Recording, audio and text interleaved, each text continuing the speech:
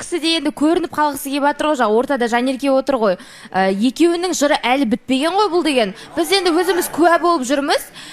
Кеше эфирдан соң қашан еді өзі өлең айтты ғой Жанерке, иә? Кеше болу керек, алдың күні болу керек. Раздевалка деп біздің өзіміздің киіну бөлмесінде енді көрермен білмейді ғой. Айтып қояқ дегенім ғой. Екеуі білмеймін бет жыртысып ұрсып жатыр екеуі. Білмеймін, Жанерке бірдеңе дейді, Нұрдәулет тұрып алып ұрсып жатыр. Соған қарағанда не бітпей жатқан мәселе екенін түсінбеймін. Нұрдәулет, сен жалпы отношениеде болған қыздарыңмен осылай өмір жырың бітпей созылып жүре бере ма сонда? Соны айтса, жыр бітпейтін болды ғой бұл деген. Не бітпей жатқан? Ол кезде шыққан кезде сол болған мәселелер туралы сөйлесіп болған. Не мәселе болды? Екеуіңіз біресе кешірім сұрайсыздар, біресе кешке сөйлесесіздер. Әлі бітпей жатыр ма? Жоқ, мен сол кезде айтқанмын, давай бас ауыртпай ақ қойық, болды осы жерден сөйлеспей ақ қойық, давай деп бір-бірімізге шетіп кеткен адамдармыз ғой.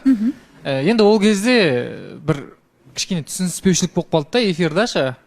Сол мәселе бойынша ішін талқыланып қалған дүние болатын. И сонымен екеуміз бір-бірімізбен давайласып кеттік. Бірақ та осы жерде әнін арнап, мен артынан жүгірме, бүйтпе, сөйтпе деп жатқан қыз кеше. Кешең ары күні жазу болды, кеше звонок болды ғой. Видео звонок.